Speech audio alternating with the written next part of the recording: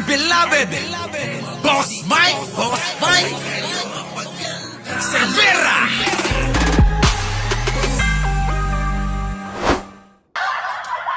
Habang nag-uusap po, ito pong si Mao Zedong at saka po itong si Loren Siburikat. Ano? Itong si Mao Zedong ay nag-uusap at saka po itong si Loren Siburikat. Mga kababayan, sumingit po. Oo. Ito hong nagngangalang Botomesa. Ito hong tumutuwad kahit hindi pa nakahubad. Yan po yun mga kababayan, yung tumutuwad agad. Oo, kahit hindi pa nakahubad. Yan po yun si Botomesa. Oo, sabi ang sabi din pakinggan nyo maigi. Itago niyo yung CCTV. Itago daw ho yung CCTV.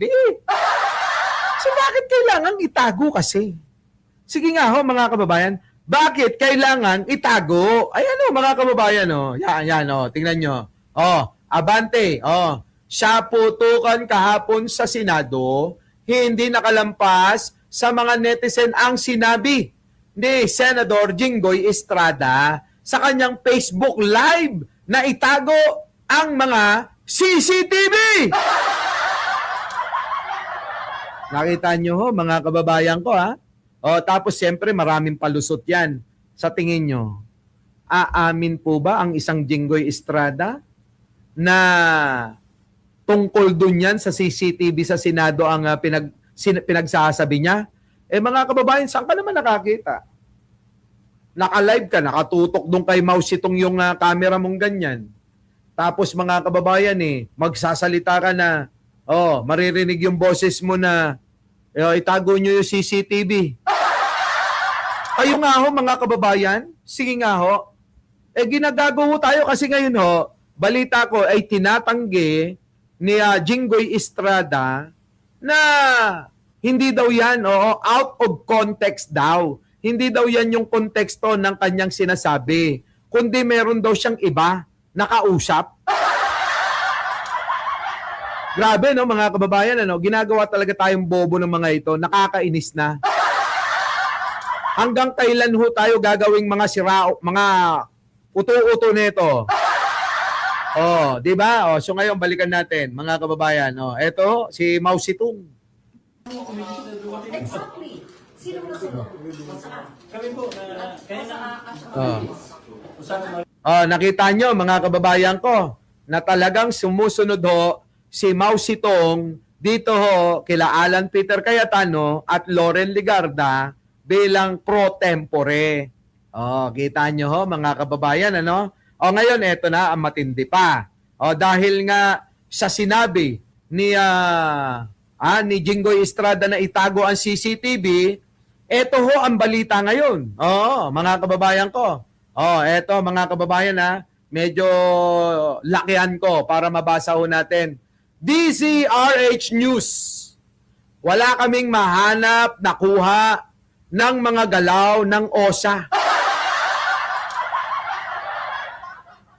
The acting head of the Office of the Senate, Sergeant at Arms, mga kababayan ibig sabihin ng OSA, Office of the Senate, Sergeant at Arms. Kasi may mga nababasa ko, ano daw ibig sabihin ng OSA? Ito yung opisina ng Sergeant at Arms diyan po sa Senado. Ano po? Ulitin natin.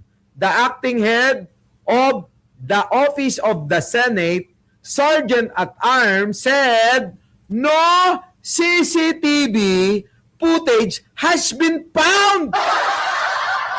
Wala daw silang makita, mga kababayan, na nagpapakita showing the movement of Senate security personnel and Philippine Marines during the shooting incident inside the Senate of the Philippines on May 13.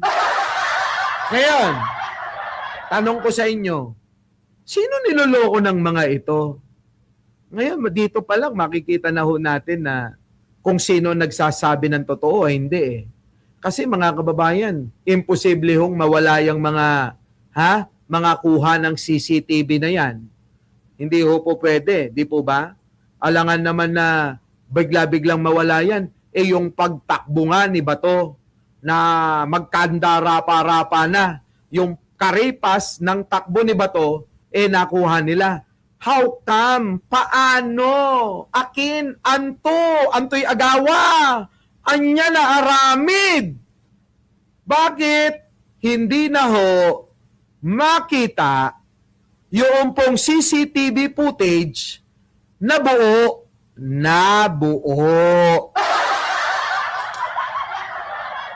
Nakuha nyo mga kababayan ko? Tanungin ko kayo, sino ho ba ang nagsasabi ng totoo? Yung po bang maraming tinatago o yung walang reservation? Sige nga, isipin nyo maigi isipin nyo. Bigyan ko ho kayo ng medya-medyang isipin ho, sandali. Tanong ko po sa inyo, sino ho ang dapat pagkatiwalaan? Yung po bang tahasan na nagsasabi na wala hong reservation sa sinasabi? O eto hong grupo dyan po sa Senado, siya pangunguna ni Loren Legarda at ni Peter Cayetano at ni Bato de la Rosa, sama nyo na, Robin Padilla, Aimee Marcos at si Rodante Peluca Marcoleta. Na ngayon, mga kababayan, narinig natin yung itago nyo yung CCTV. At eto na nga ngayon. Eto yung resulta. Bakit wala na ho tayong kompleto na makita, nakuha ho ng CCTV camera diyan po sa Senado? Nako mga kababayan ko, mukhang may cover up na. Mukhang mga kababayan ko may tinatago na. Mukhang mayroon silang ayaw nilang makita ng sambayan ng Pilipino. Baka magalit tayo. Tama ba mga kababayan?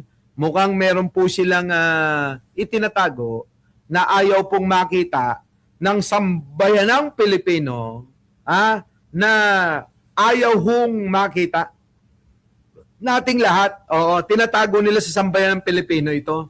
Kayo ho mga kababayan. Ano ho sa tingin nyo ang dahilan kung bakit may tinatago sila? Nako, mga kababayan ko baka naman makita ko sino yung mga animal Ayan mga kababayan, ano sabi dito? No CCTV footage capturing. Eto nga OSHA Marines during Senate shooting incident. Diyan po mga kababayan, dali lang po may tumatawag Oo, andali. Hello. Naka-live ako. Sige mamaya nag-live ako. Okay, bye-bye. Ayan mga kababayan ko kita nyo? May tumatawag ho. So kayo, mga kababayan, kunin ko ho yung opinion po ninyo. Ano po ang masasabi nyo po diyan po sa usapin na yan, na hindi na ho makita daw yung mga na napaka-imposible. Sana isa publiko nyo, Teresita Tan, isa publiko po ninyo ang lahat ng kabuuan ng kuha ng CCTV camera. Hindi ho yung may mga ali-alibay kayo. Diba? Hindi yung meron kayong mga alibay na ganito, ganyan. Siguro, hingin natin, isa publiko ninyo ang buong CCTV footage, ang buong CCTV nakuha ng inyong camera para ho pakita nyo na wala kayong itinatago. Gusto naming makita yan. Di ba? Eto na ngayon mga kababayan. Pasok! Nagsaga ng gulo kagabi, 32 bala ang pinaputok sa Senado. Kita nyo? Patay po sa investigasyon. 32 na bala ng baril ang nakuha at putok daw ng baril, mga kababayan. Saan galing yan? Alangan naman na galing yan sa kung saan-saan lang. Panoorin natin, mga kababayan muna. Pasok! Sa kasagsagan ng gulo kagabi, 32 bala ang pinaputok sa Senado batay po sa investigasyon. Itinanggi po ni Senate President Alan Peter Cayetano na staged o planado ang nangyari. Saksi si Marisol Abduraman. Bago mag-alas 7 ng gabi kagabi, namataan si Senate Sergeant at Arms Mau Aplaska na nagsusuot ng bulletproof vest. Yan na. Bakit ka nagsusuot ng bulletproof? Mao Shitong! At pinipilit nyo pa rin na hindi ito planado, hindi ito stage, hindi ito moro-moro, hindi ito gawa-gawa ninyo. Nako, yari na kayo. May aarestuhin anya sila, pero hindi niya pinangalanan kung sino. Kita nyo? Ayan, kita nyo? Meron daw silang aarestuhin. Kaya ho nagkagulo. Ito hong nasa Senado, nagkagulo sila dahil sa pahayag ni Mao Zedong na meron daw siyang aarestuhin. Kita nyo ho? Akala ko ba ang mga aaresto ay NBI? Bakit ngayon siya yung mga aaresto? Grabe, no? Tuloy. Sir, ano po? Ano po, sir? Sino, sir? Sino po, sir? Sino? Kita nyo mga kababayan yung itsura niya, parang natatawa pa. May aarestuhin kami, pero yung mukha ni Mao Zedong, mukhang tuwan-tuwa pa. Na parang alam nyo yung hindi seryoso, mga kababayan, at kailangan niya pang sabihin sa media, di ba? Alam niya naman na halos lahat nanonood. Sino aarestuhin mo dyan? Ipinakita mo lang sa madlang people. Di ba? Kaya ho, talaga nga, ito planado Ito, stage talaga ito Ito moro-moro mga kababayan. Moro-moro? Oo. Please clear the area. Clear the area. Kita nyo? Sabay, clear the area! Clear the area! Pasado ng 7 ng gabi, may narinig na tunog ng tila nagbabarena sa isang pinto sa Senado na patagos sa GSIS.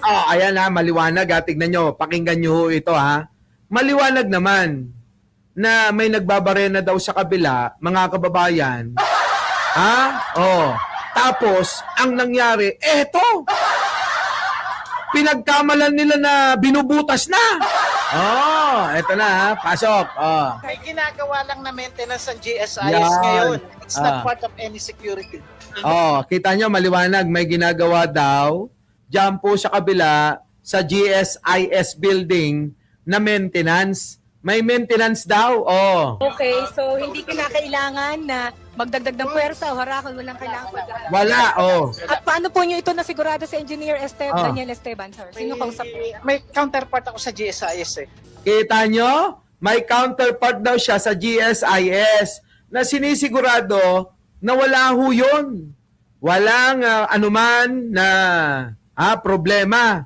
Hindi ho yung konektado sa kung anumang balak nila. Ngayon, ginawang issue. Ginawang issue, mga kababayan, yung pong bagbabarena, na kesyo daw wawasakin yata at dadaanan na ng taga-NBI. Ginawa nilang issue. Tuloy. Nakuha na ng GMA News ang pagdidrill sa bahagi ng GSIS building. May mga kasama ang mga lalaki nagdidrill. Kabilang ang isang nakasuot ng vest na may marka ng NBI. Pasado las 7:40, nagtungo si Aplaska kasama ang ilang tauhan ng OSAA, Philippine Marines at pulis sa isang hallway ng Senado. Papunta sa direksyon ng GSIS. Sinundan namin si General Laplaska, so pinatigil kami sa hallway. Hanggang sa Ayan na mga kababayan. Doon sa partition na yon ay nagpaputok na ho si Mao Zedong. Nakita nyo mga kababayan, doon na ho, yan, OA si Aplaska, si Mao Zedong. Grabe, napaka, mga kababayan, ewan ko ba, bakit ganito? So, paanong hindi iisipin ng taong bayan na ito ay stage, ito ay planado, ito ay moro-moro? Sige nga ho, paanong hindi iisipin natin, mga Pilipino na ito ay stage, ito ay planado, ito ay moro-moro, ito ay kanilang gawa-gawa lang. Eh ganyan ho yung nangyayari mga kababayan. Oh, tuloy. Ayan oh. Oh, kita nyo, nagkagulo na. Ayan na. Oo, nagkagulo na. Oh. Ayan na, oh. Tignan nyo, oh. Umalingaw na ang mga putot ng baril. Yan. Oh. Oh. Oh. Kita nyo mga kababayan, oh. Di ba imbis na i-secure nila yung mga taga-media, yung mga tao, parang hinayaan pa nila. Di ba? Parang hinayaan pa nila. Oh. Oh. Tingnan nyo. Relax na relax si Kuya, oh. Nakita Nakita nyo si Kuya. Natawa ko kay Kuya. Nakita nyo kung gaano ka-relax yung taga-OSA? Tingnan nyo mga kababayan, ha? Oh. Nagkaroon ng sunod-sunod na pag-aaway. Oh, tingnan nyo. Tingnan nyo. Oh, ayan, oh. Tingnan nyo mga kababayan, ha? Ayan yung kumakaway, oh. Oh. Di ba na? Relax na relax.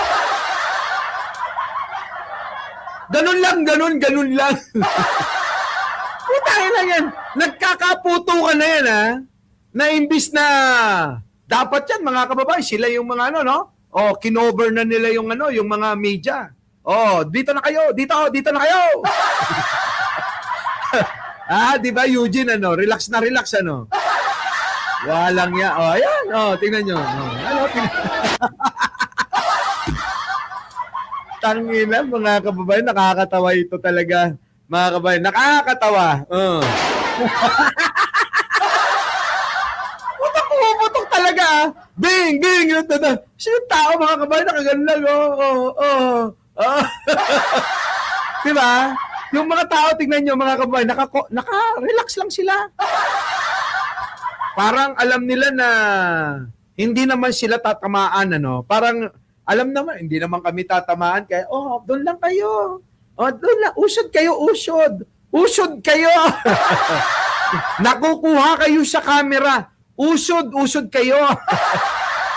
Tangina, mga kababayan, kalukuhan ito. Tingnan nyo, ang dami sunod-sunod na yung putok. Pero, sila, mga kababayan, relax na relax pa. Sa gitna ng putukan at takbuhan,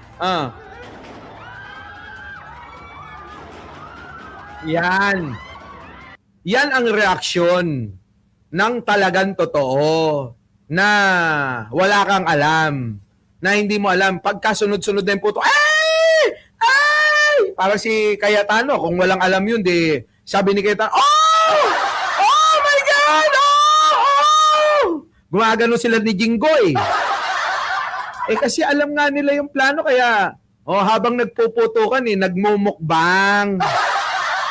Siyempre, etong mga ito, walang alam, kaya tingnan nyo ang sigawan. Wala kasing alam eh. Siyempre, papanik sila, natatakot. Pero yung mga may alam dyan, na stage ito, na planado ito, relax lang sila. Di ba? Oh. Diyos ko. Ano? Sabi dito, mga kawain. Sir Mike, ano Gcash mo? Puta na nga. Gcash ko. 0956-330-5511. Ha? Tinatanong mo Gcash ko, ulitin ko. 0956-330-5511. Ayan yung Gcash ko ha. Sinabi ko na sa'yo. Tuloy. pinatay ang mga ilaw at pinaalis sa lugar ang mga taga-media.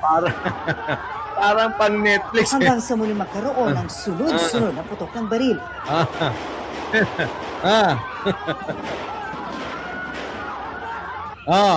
Di ba? Sa compound ng GSIS, kanya-kanya ring cover ang mga taga-NBI. Kita niyo mga kababayan, ano? Magkaibang building sila. Bakit nagkaganito? Yun ang tanong nga ng marami. Bakit ba nagkaganyan? Wala. Dinamay lang yung mga NBI sa drama nila. Yun lang, Boss Mike. Dinamay lang talaga. Dinamay lang. Our beloved Boss Mike.